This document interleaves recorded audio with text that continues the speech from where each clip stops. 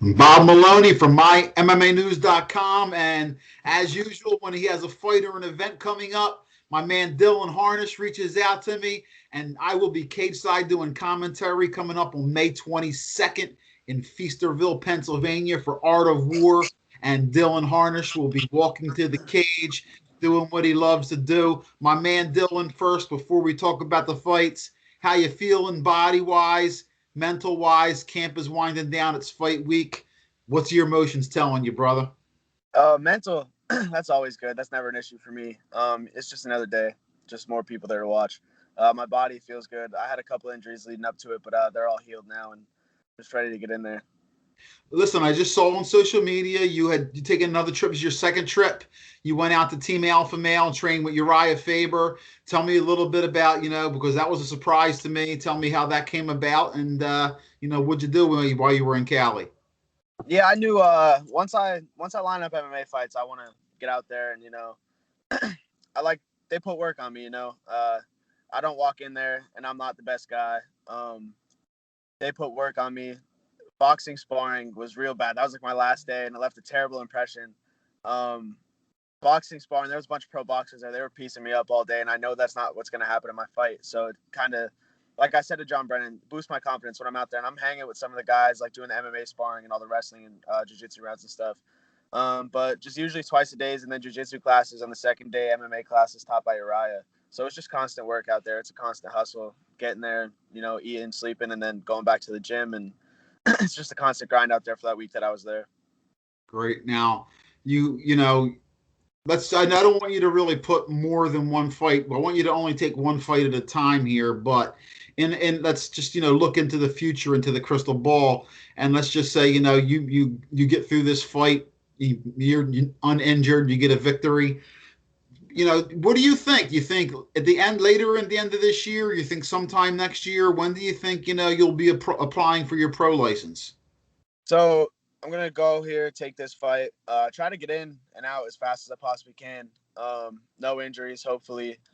I told Bickings I want that 145 title. It's vacant right now. I want that fight in July.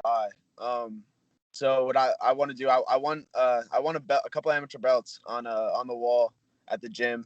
Just spice up the place, and hopefully sometime early, middle, end of next year, we'll be applying for that license. Just get a couple advanced amateur fights in. This should be advanced amateur, but my opponent hasn't fought in so long that he wouldn't get approved. That's what I was told. So once we get a couple, maybe two advanced amateur fights out of the way, and then we step to the next level.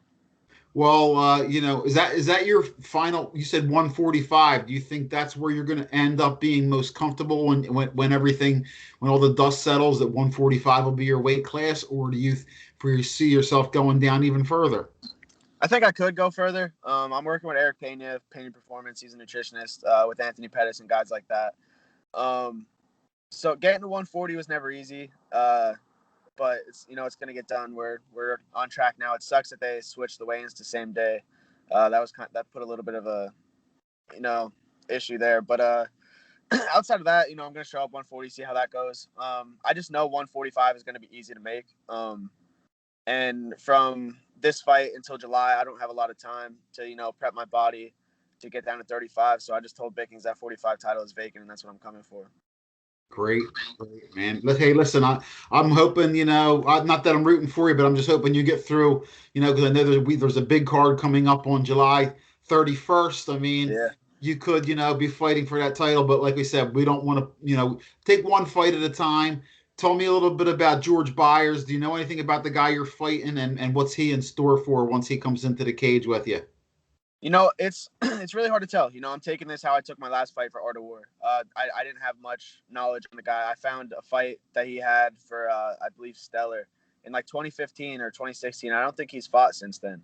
So it's hard to say what he's been doing for those 5, 6, 7 years that he's been gone. He could be active training every day for those 5 years, getting better, or he could have taken a break and just came back fresh. I seen that fight. Think he's going to come out wild. He hasn't fought in a long time. I'm sure he's going to come out and put hands on me right away. But I think that's a lot easier said than done.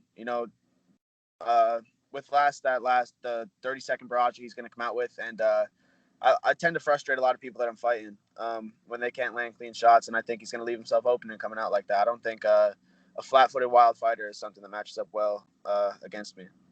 All right, my man, Dylan Harnish, the young southpaw, one of the young prospects in the area that I'm looking forward to watching him progress because I think he's got a lot of talent. Dylan, give some shout outs or some love before we go.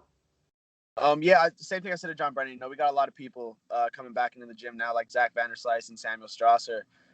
Two killers, they stopped fighting for a little bit, but getting them back in the gym and putting a whooping on me like they used to when I was a kid, boosted confidence a little bit. And it's just nice having them back in there. And Eric and Lauren, they're going to be in my corner again. And I sold a lot of tickets. So it's awesome to have fans back. And I can't wait to make that walk and hear everybody screaming. All right, Dylan, my man, best of luck. It's fight week, any weight cut and your preparations and your travel. And I will see you at the fight, my man. Always a pleasure to talk to you. Yes, sir. I look forward to seeing you.